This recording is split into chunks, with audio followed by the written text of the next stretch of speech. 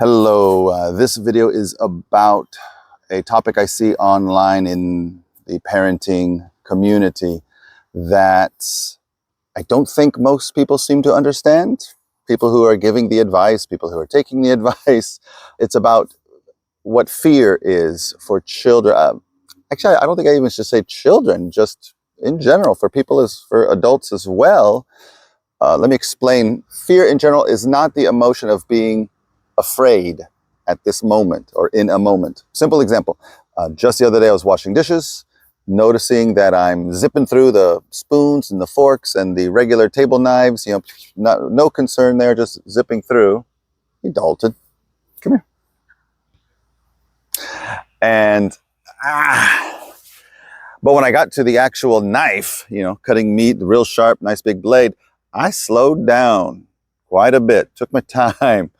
Watch the edge, but even then I was picturing, boy, if I just messed up here, it would slice my, That's fear, which turns into respect. I respect this knife because I am fully aware of what it can do to me. But I'm not sitting there shaking as I'm washing it. Okay? You gonna go play? Go play.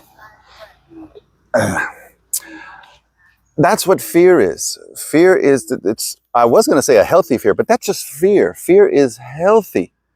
Okay? What makes it fear is it is predictable. I know how to handle that knife. I know if I follow the rules, I will be safe. I'm fine. There's no danger. But once I stop respecting that blade, goofing off, I'm in a hurry, whatever, I don't respect that. I'm going to pay the price for that. But I'm old enough to know that now. So I respect it, and it's based off of fear. Now, the difference is terror is not just very afraid. It's a fear based off of something unpredictable. If that knife had a life of its own and I'm washing it, but it could jump out of my hand, some crazy fantasy world, but all of a sudden now I'm washing it and I'm shaking because I don't know what might happen here. A real life example for me would be bees don't bother me. I've been stung by them numerous times as a child. I know, it's a bit of a pinch. No big deal. I have been stung one time by a wasp when I was 18 years old working in a park. And man, it got me right on the thumb and it felt like somebody took a hammer and just wham. I do not want that to happen again. But every now and then I'm near a wasp in the summertime here. It gets my attention, but I can feel a little bit of terror involved there. Why?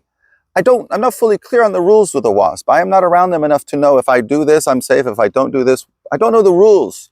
So I hold my breath, and if it doesn't move away soon enough, I'm going to move away soon enough. The only few rules I do know is, no sudden movements, but I do not know them well enough for it to be predictable. So there's a real fear moving into terror. Okay. Anyways, point with kids is that fear is necessary. That's a part of life, that you're going to have a fear of numerous things, of getting fired, of getting into a fight, things that keep you in check. That fear is really important. But again, people just online that I see, they just treat it like fear. I don't want my child to be afraid of something. No, it's just your child should be concerned. They should be respecting you because of whatever your or else is. You better do what I say. You better behave. Yes, you better obey whatever it is I'm telling you to do, or else. Now, we'll have another video dedicated to what my or else is, and you can compare. But that's how I explain fear compared to terror. You coming back? Okay, I hope that's pretty clear. This is the third time I've made this video because it is a difficult concept to explain, but I've worked my way through it, and I think that's as clear as I can possibly get it, and I hope it sounds reasonable. I've never even seen anybody else try to explain it online. They just seem to react to it, and they go off of the simple explanation of what fear is. Right, buddy? Okay, but a very important part of life is that's a healthy fear. All right, say bye-bye. Bye-bye.